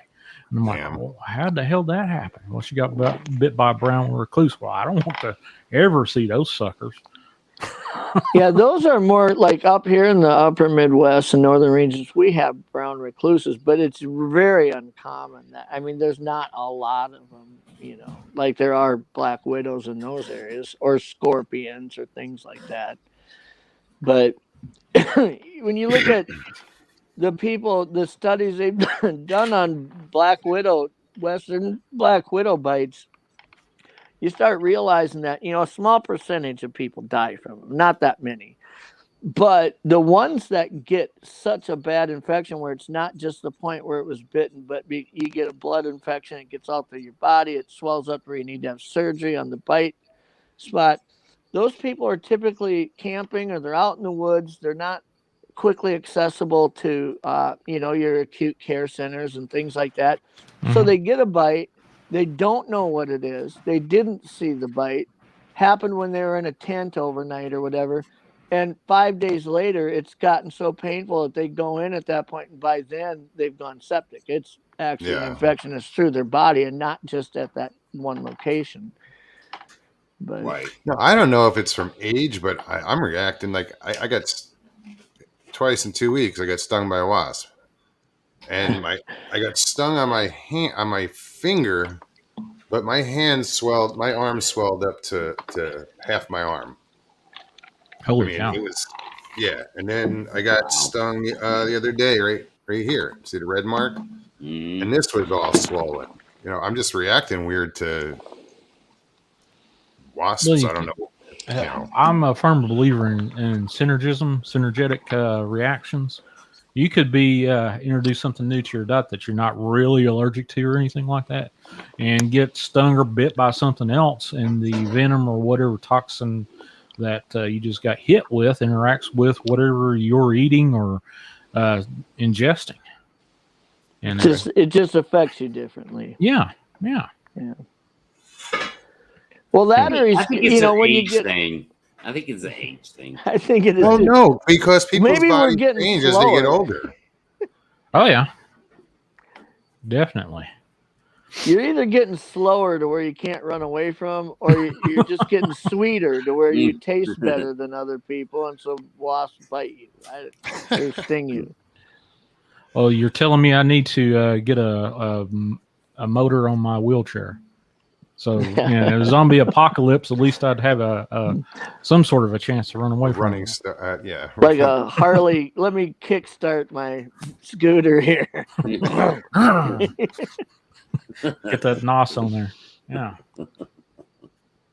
Yeah, Stevie B was freaking out the other day. I was talking to her, and she's like, "There's some alien insect in my room, and I'm not going back in there." And I'm like, "Well, I couldn't say step on it."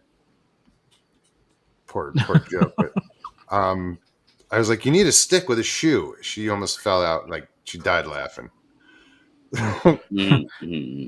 You can see Miss T talking about the spiders that she's been attacked by at her place. Oh my God. Just to hear her talk about a spider and just one little lone spider. Well, I finally got it with my flip flop. And I'm like, okay. Yeah, it was a Mexican standoff. I was like, holy cow, this was a big deal.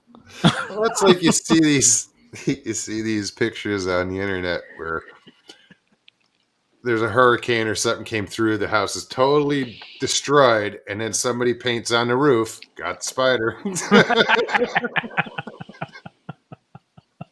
That would be Miss T for sure. Absolutely, without a doubt. My son has arachnophobia really bad, and what happened was when he was like 5, I was at an auction, and one of the things there, it was a farm auction, and they had a box of old books, and in these books they had all these Harry Potter books and these things that my kids, young boys, were kind of starting to get interested in, or I knew they'd be interested in. So I bought this box of books and I bring it home, and my son's sitting on the couch and he grabs one. He's like, "Oh, this is cool." And he opens it up and it crawls right up his arm. It's one of those Asian water beetles that are like 3-4 inches long. They're just gigantic. Wow. This thing crawled out of the cover of this book up his arm, and he came undone. I mean, just lost his shit completely. And from that point on now, I mean, he'll be walking down the hallway and he's like, "There's a ladybug on the floor." Anything that crawls, he'll freak out. And I don't blame him. I mean, it's just a freak deal, but happened at such an age to where you just can't, it's ingrained in your head. You can't get past it. Yeah, that's but to have that effect for every bug, that's traumatic for that to happen. Yeah.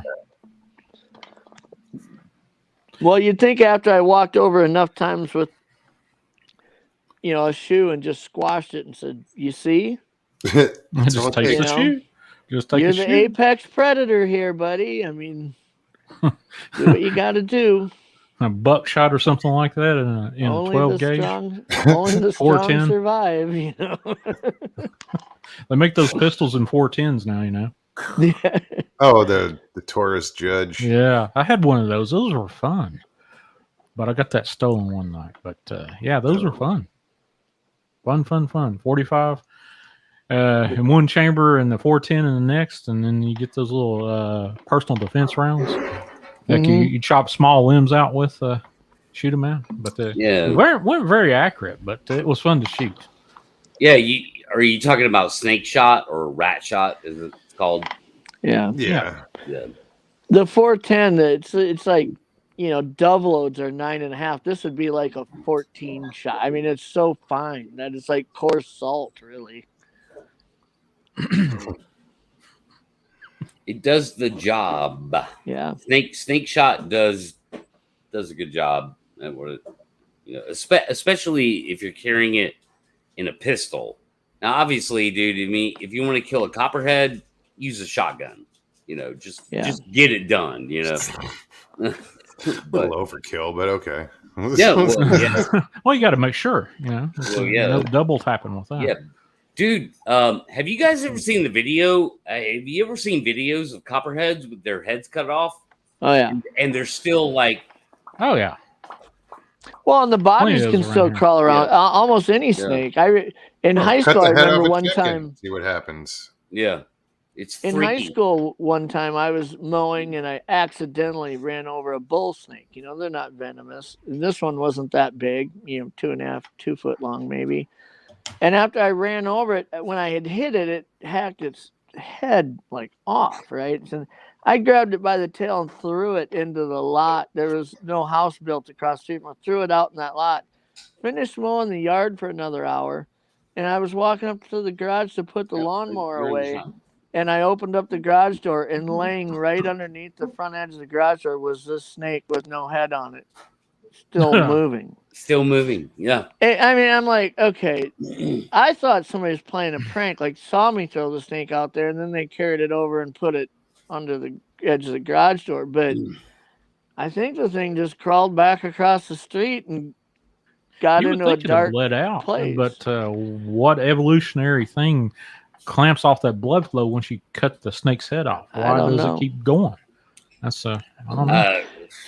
Most of the good time, it's just question. muscle Yeah. memory flexing, so they coil around and move around. And you say they're still alive, but they're dead. Oh, It's yeah. just Well, yeah. muscle.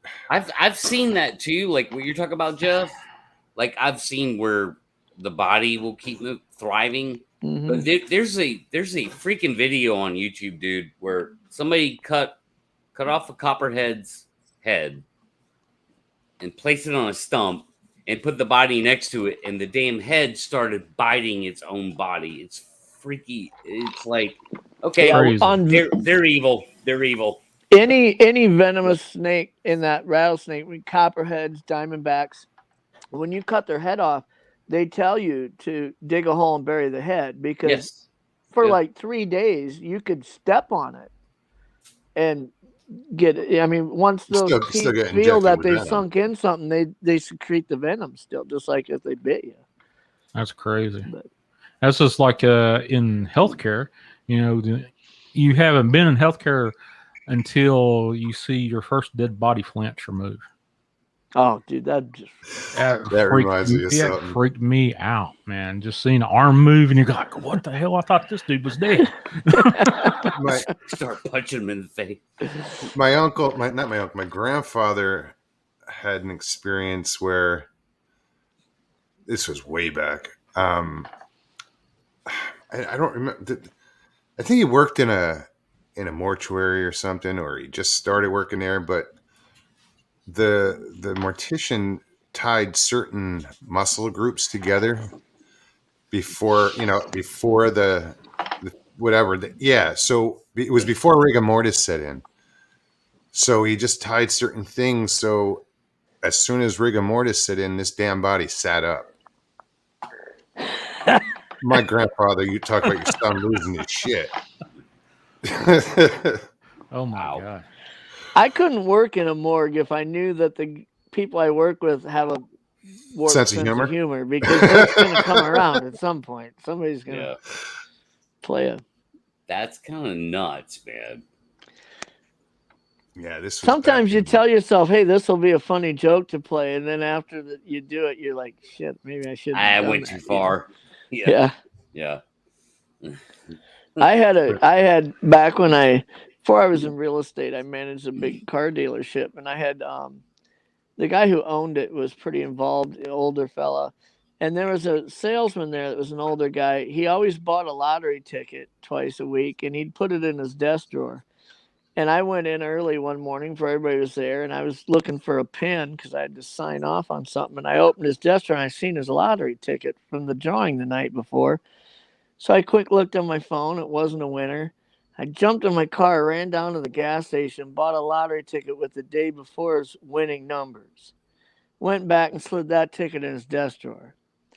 And I went and sat in my office and waited, and he came in, and then I heard him in his little cubicle calling his wife, telling him how they won, and he was whispering and quiet. And finally he walked into my office and said, "I fucking quit. You can go fuck yourself. I'm sick of it." And I said, whoa now. Before we get too far into this, you might want to check the date on that ticket. And he checked it, got so pissed off he quit anyways. Yeah. And the owner was telling me, "What did you do?" So I had to tell the owner what I did, and then he chewed my ass for that. Yeah. It seemed like it'd be funny, but it just went too far.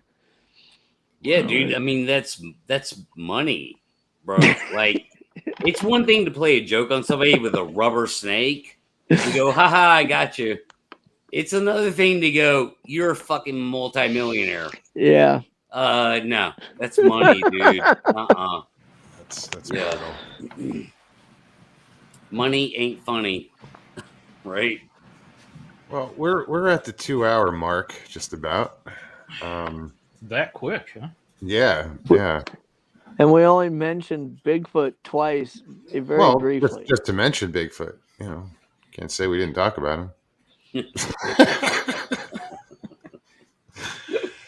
It is what it is. Well, if I ever have anything happen to me during a course of a week where there's something to talk about, I'll talk about it. It's been fairly uneventful so far. Yeah, me too. Yeah.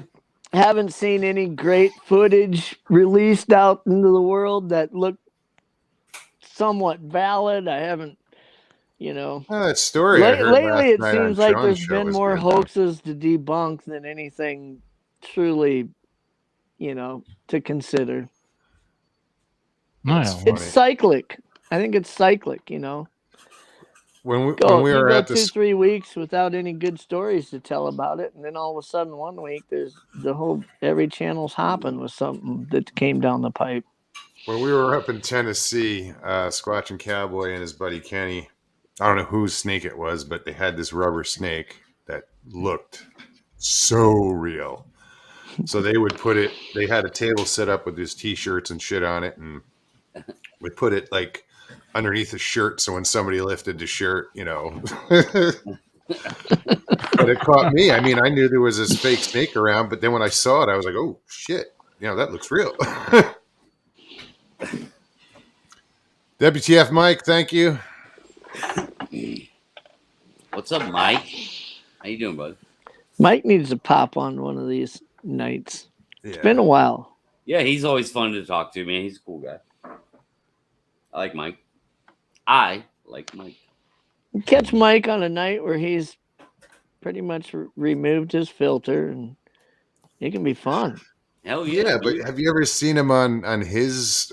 Oh yeah, doing his stuff on his buddy's channel. Holy crap, dude! He'll sit there and get lit and fucking talk to his friends for 5 hours. But the way they talk to each other is funny as hell because there's no filter whatsoever. Guys sitting out in the shop, letting it fly. Yeah, but there's 6 people on a screen. 2 of them are women, and they're just like shredding each other.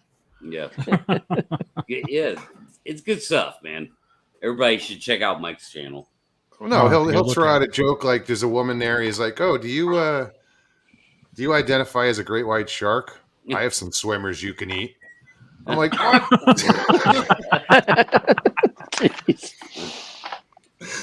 That would always stuck in my head. It's North Dakota up there, I mean, when it's not harvest season, you're not driving a combine, you got to find ways to entertain yourself. Well, there you go, Mike. Kelly, thank you. Good night. But yeah, guys, I'm gonna call this a night. All right. Well, thank you everybody for coming on, man. Yeah, thanks. It was a pleasure being on again. Yeah, Sean, your show the other night was great. I'm excited to hear the next one. And Pat, as usual, your show was awesome too. And it's fun. Mog's show is cool just because you never really know what you're gonna get. I mean, I love that whole Russian roulette mentality. What's going to happen? Sean does the same thing with on-screen callers. He doesn't. Yeah, you never know. Yeah, his last show was a great example of. Oh, there he went. Later, Tater. Wasn't me. He went from a voice actor to a dog man. Like, holy cow! How diverse can you get a show? There you go. Well, thank you, folks, and I'll see you on the flip side. Yeah, man. Right on, Sean. Thank you very much, man. All right, man. See ya. I'm out Have a too, great night. Mods. Pat, Being with you, bro. Thanks again, man. Yeah, man. Take care. Yeah, I don't know what happened to Jeff, but I didn't do it. Guys, I want to thank you so much for coming out tonight and watching the show. Everybody in chat, everybody who jumped in. Please do check out Sean G, Chasing the Truth, excuse me. And Pat's show, Squatch Talk. Jeff doesn't have a show. He should, though. Maybe. No, but then I wouldn't have. Nah, never mind. But anyway, guys, if you like the show, please, hit that like button. If you're new, hit the subscribe and hit that bell so you get notifications. If you're so inclined and you want to donate to the channel, there is a PayPal link in the top of the screen in the banner all the way in the right-hand corner. You can click on that. I will put the PayPal in the description, or it's also in the about. But yeah, every little thing helps, guys. It's thanks ahead of time. All right, guys, you have an amazing night, and I will see you Tuesday. I'll be back with Iron Dogger. We always have a good show.